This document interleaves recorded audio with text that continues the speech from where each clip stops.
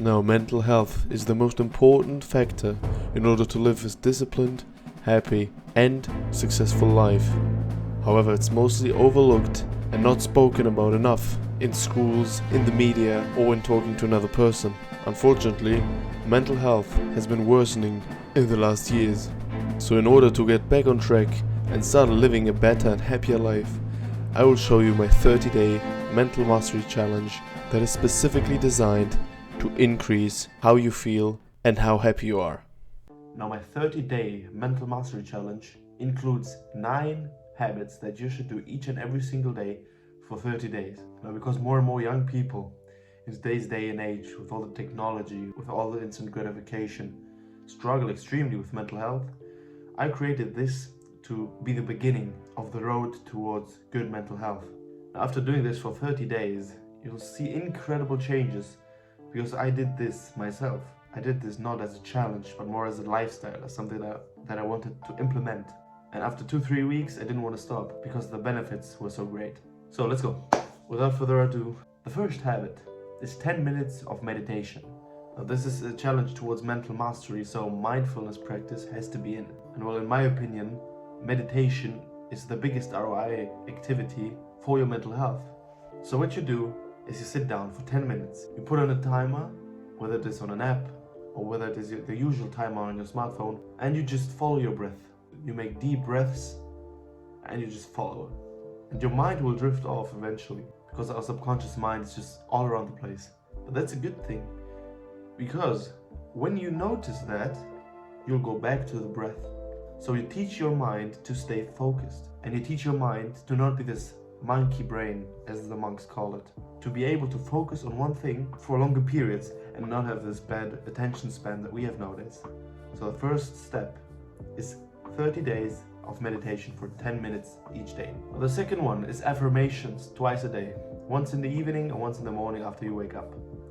Now, this is quite controversial. A lot of people say that it doesn't work. I disagree, because I think that the key to affirmations to work are personalized affirmations. So no affirmations that you find in the internet somewhere, or you type in top 20 best affirmations. No, they have to be written by you, for you, okay? They have to be specific. So let's say, for example, you can't focus and you want to change that. An affirmation would be, I'm so happy and grateful now that my mind is finally able to focus.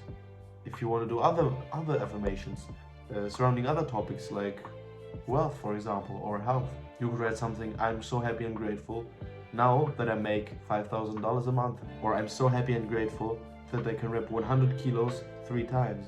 You know, specific affirmations for your life, not just all those I'm beautiful, I'm confident. Yes, they might work, but the specific affirmations put you in a different state of mind. And that's what we want to reach, okay? We want to impose the feeling of already having achieved what you want. And specific personalized affirmations do that the best. So find out 3-5 affirmations and say them out loud every morning and every evening for 30 days. Now the next one is 50% less screen time and no scrolling. However, when you use it, you're not allowed to use it for TikTok or for YouTube scrolling on the homepage. You only use the subscribed tab, okay? So for example, if you use YouTube, you have your subscribed channels, or you go through them, you follow 5 to 10 creators, and you only go to the subscribed tab, okay? No scrolling allowed. That means no TikTok, no Instagram, no YouTube front page scrolling, only the things that you have subscribed, okay? So 50% less screen time and no scrolling. Now the fourth step is 8,000 steps a day. In today's day and age, everything is around comfort. Everything should be comfortable. You know, they want you to be stagnant, to not move, to be in one place. But that's not how we're supposed to live. We're supposed to adventure. We're supposed to explore. So 8,000 steps a day is a must. Do it in nature. Go outside. Go for a walk. Because we people, humans, we are supposed to be in nature. Houses didn't exist 10,000 years ago. 8,000 steps is really not that hard. It's really easy to achieve once you start moving.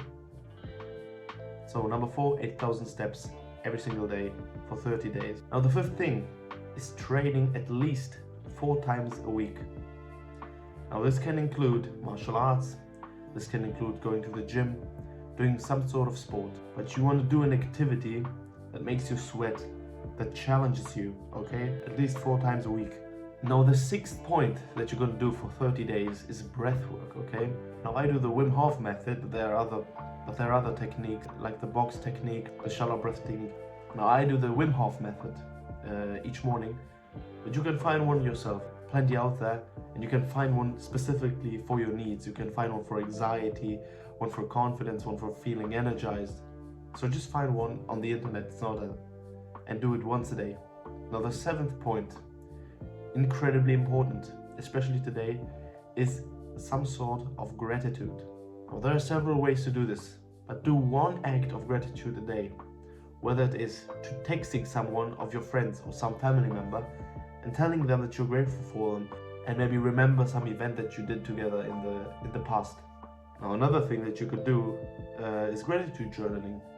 Each evening, write out 5 things that you liked and that you're grateful for this day, and you're going to put your mind in this positive state, which is very healthy, especially before sleep. Now the 8th thing is a little bit connected with the 8,000 steps a day, and it is connect with nature. What I mean by that is ask yourself, when was the last time that you touched a tree, or that you walked barefoot in the forest, or that you touched grass? So I want you to connect with nature, whether it is to, it doesn't have to be something huge, but just go into your garden, go a couple of minutes towards the nearest forest, going to a tree, hugging a tree. I know it's cringe, but it helps. We're so disconnected with nature, but it is something that we couldn't live without. And it's something that helped us survive. So connect with nature, touch grass, go walk barefoot somewhere, go climb a tree, do something to reconnect with nature again. And now the 9th and last point is to read 10 pages a day.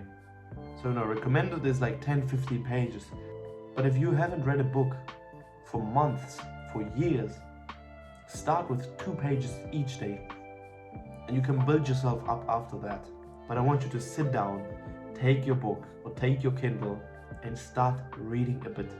And you'll see a crazy difference on the first and on the last day.